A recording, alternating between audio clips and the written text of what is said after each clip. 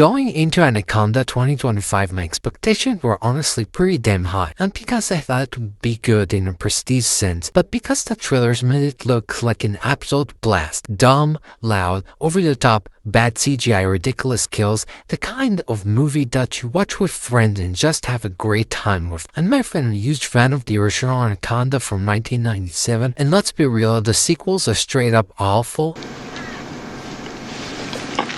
But this looked like it understood what it was. A goofy reboot that leans into the stupidity. Sign me up. And virtually, while there are some really fun ideas here, I walked out pretty disappointed. Not because the movie is completely broken or unwatchable, but because it consciously feels like it's holding itself back. This should have been a loud, chaotic, fully unhinged jungle movie that embraces how stupid the premise is. But instead, it spends way too much time setting things up and playing it safe. There are moment where you can see the version of this movie that could have been an absolute blast, a self-aware, over-the-top creature feature, but it never fully commits. The energy is uneven, the pacing is off, and by the time it finally starts landing into the insanity, it feels like it's already too late. I wasn't mad walking out, just frustrated because all the ingredients were there for something way more fun than we ended up getting. I want to start with the negatives this time because most of my issues come right out of the gate. The beginning of this movie is surprisingly dull, which is the last thing this film should be. You've got Paul Rudd and Jack Black, two incredibly charismatic, funny actors, and yet the opening stretch is mostly them and the rest of the cast sitting around talking about their past careers, all the movies they made, and their lives. I get that he's setting things up, especially since this movie is doing a really clever concept where the characters are rebooting the original Anaconda movie inside the movie itself. But man, the setup drags. It feels way too long and way too low energy for a movie that's supposed to be chaotic jungle nonsense.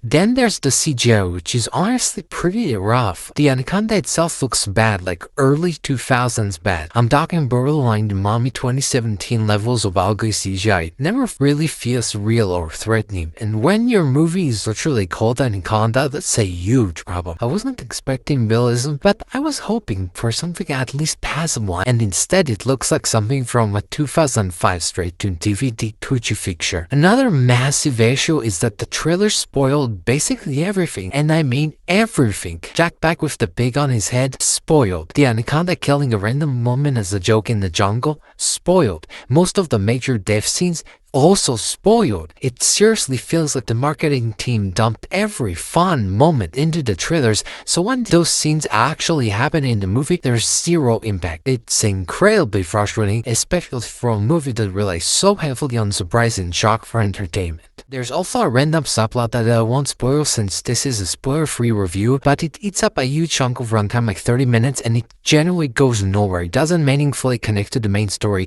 it doesn't add anything thematically, and by the end you're left wondering why it was even there. If you've seen the movie, you know exactly what I'm talking about. It feels like something that should have been cut entirely. And honestly, for a movie starring Jack Black and Paul Rudd, it's just not that funny. I laughed maybe twice. One of those lassos already spoiled by that trailer, which makes it even worse. These guys are capable of way more than generic sex jokes, and it feels like the script just didn't give them much to work with. It's not that they don't care, you can tell they're trying, but the humor just doesn't land nearly as often as it should.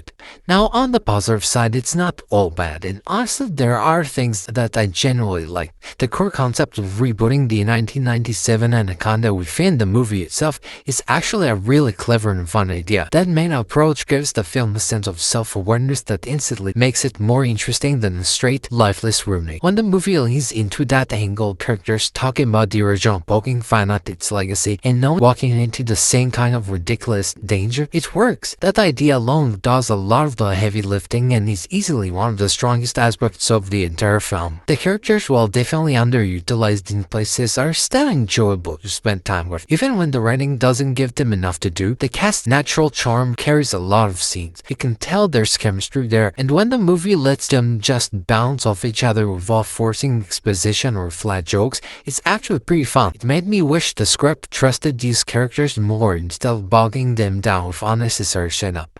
I was also pleasantly surprised by the cinematography. For a movie like this, I wasn't expecting much visually, but the jungle locations look solid, and there are a handful of shots that generally stood out. Some of the white shots of the river and forest give the movie a sense of scale it desperately needs. And when the lighting and atmosphere come together, it actually feels like a proper jungle survival movie instead of something shot entirely on a soundstage. And despite all of its flaws, the pacing issues, the weak humor, and the questionable CGI, the movie is fairly entertaining once it finally gets going and starts embracing the chaos. When it stops trying to be clever or restrained and just lets itself be dumb fun, that's when it works best. It never fully becomes the wild, ridiculous creature feature it should have been, but in those moments where it commits, you can feel the potential of what this movie could have been. So overall, Anaconda 2025 is a letdown, but not a total disaster. It has the bones of a really fun, stupid creature feature, but the weak opening, ugly CGI, spoiled moments, and missed comedic potential drag it down hard. I still had some fun with it, but it could have been so much better if it fully committed to being ridiculous from the start. Final graded